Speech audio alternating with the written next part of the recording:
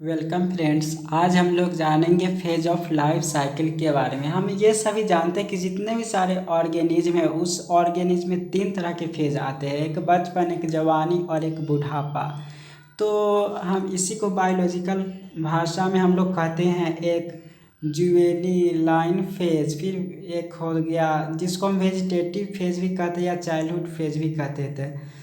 जुवेनिलाइन phase वही है। तो उसमें क्या कि हम जान रहे रिप्रोडक्शन इन ऑर्गेनिज्म, तो हम लोग को ये उतनी बात की ज़रूरत नहीं है। जो वेजिटेटिव फेज या चाइल्डहुड फेज है तो उसको हम ऐसे ही छोड़ देते हैं, क्योंकि बचपना वाला पार्ट को उतना कोई ध्यान नहीं देता। तो मेन आता है रिप्रोडक्टिव फेज। तो हमें रिप्रोडक्टिव फेज जिसको एडोलसेंस कहते हैं, तो वही रिप्रोडक्टिव फेज हम लोग को जानना है। तो इस फेज में कोई भी हो, प्लांट, एनिमल, जितने भी सारे ऑर्गेनिज्म दुनिया का कोई भी हो, तो वो सभी इसमें गैमेट बनाने लगते हैं इस फेज में, रिप्रोडक्टिव फेज में।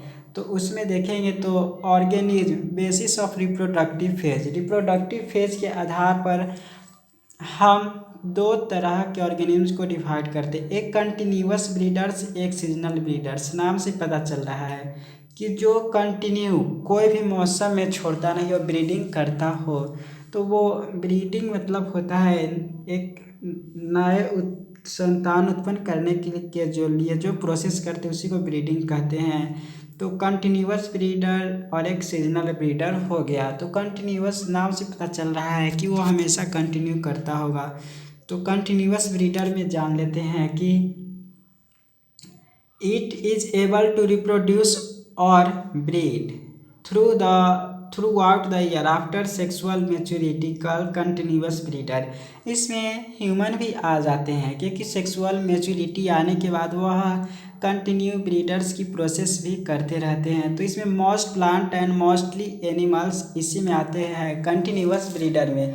लेकिन कुछ ऐसे भी होते हैं, देखेंगे सेकेंड है सीजनल ब्रीडर। जो कुछ ऐसे भी ऑर्गेनिज्म होते हैं जो सीजन आने के आधार पर वह रिप्रोड्यूस करते हैं, रिप्रोडक्शन की प्रोसेस करते हैं, तो उसी को हम सीजनल ब्रीडर कहते हैं। तो वही लिखा हुआ कि it is also able to reproduce only in a specific season. एक कोई खास सीजन पर वह रिप्रोडक्शन करते after sexually maturity called seasonal breeder. तो वही है जैसे फ्रॉग।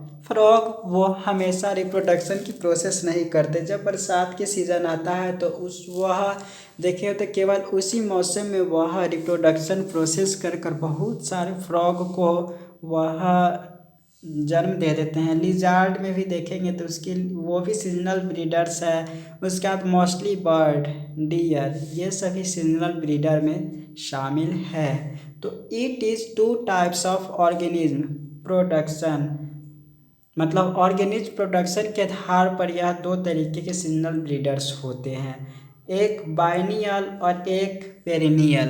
तो बाइनियल में देखेंगे तो this life cycle 2 time in year, एक साल में 2 बार ब्रीडिंग करता हो तो उसको हम बाइनियल कहते हैं। तो वो सीजनल ब्रीडर में आता है जो एक साल में 2 बार करता हो रिप्रोड्यूस ऑर्गेनिज्म को। उसके बाद है perennial, those produce offspring on to और इन होल लाइफ, मतलब जो अपने जीवन काल में केवल दो ही ऑफ स्प्रिंग को वह प्रोड्यूस करता है। Those produce offspring on और टू, 1 और 2 यहाँ पर होगा, सॉरी, 1 या 2 पूरे अपने जीवन काल में प्रोड्यूस करता हो तो वह पेरिनियल सीजनल ब्रीडर कहते हैं उसको।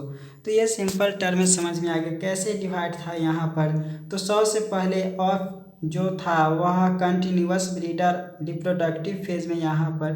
तो जुवेनाइल जो फेज जाने हैं, तो जुवेनाइल फेज के बाद हम आते हैं रिप्रोडक्टिव फेज में। तो यहाँ पर रिप्रोडक्टिव फेज में जैसे ही आते हैं तो इसमें 2 तरीके के ऑर्गेनिज्म होते हैं। एक होता है कंटिन्यूअस ब्रीडर, तो ये तो कंटिन्यू अपना रिप्रोडक्शन की प्रोसेस करते रहते हैं। और सेकेंड आता है seasonal breeder.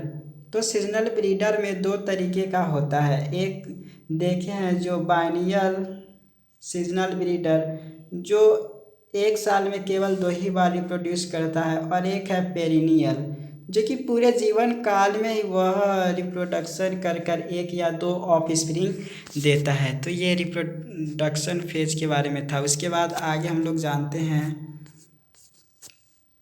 Types of organism on the basis of production of spring life. पूरे लाइफ में कितने ऑफ स्प्रिंग प्रोड्यूस करते हैं उसके आधार पर हम जानेंगे ऑर्गेनिज्म को। पहले हमने देखे हैं सीजनल ब्रीडर्स के बारे में वो।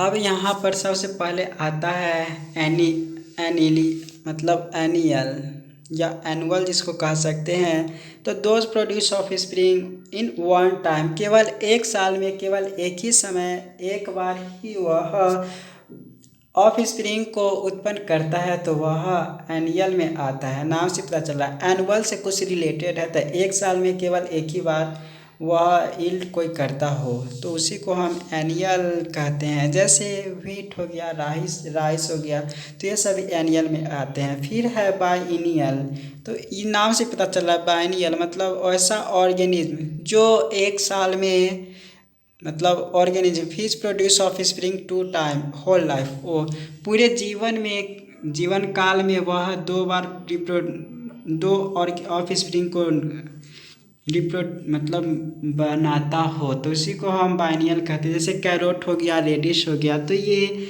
बाइनियल में आते हैं। तो इसको कैरोट या रेडिश को हम यह दो प्रोड्यूस करता है ऑफ स्प्रिंग। उसके बाद perennial whole life in many times, पूरे जीवन में बहुत बार वह ऑफ स्प्रिंग प्रोड्यूस कर सकता है, तो वही पेरिनियल हो गया। तो हम प्रोडक्ट ऑफ स्प्रिंग कितने प्रोड्यूस करते हैं उसके आधार पर भी जान लिया। उसके बाद सीजनल ब्रीडर्स के बारे में जान लिया। उसके बाद अब नोट्स के पॉइंट जान लेते हैं, तब जानेंगे मतलब सेंसेंट फेज।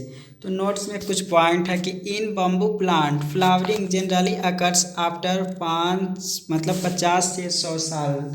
तो बम्बू प्लांट में भी फ्लावर उगते हैं, लेकिन 50 से 100 साल, जब 50 से 100 साल के बीच में उगते हैं बम्बू प्लांट में फ्लावर होते हैं। नहीं तो देखते खाली पत्ता तना जड़ यही होते, लेकिन फ्लावर होते तो वह 50 से 100 साल के बीच में। तो ये नोट्स वाला पॉइंट था। उसके बाद है इन प्लांट एस्ट्रोबिलैंथस जिसको नीलकुंजी कहते हैं, ये इसके बारे में और आगे से जानेंगे कि यह 12 साल पर दिखाई देता है, तो वही लिखा हुआ था।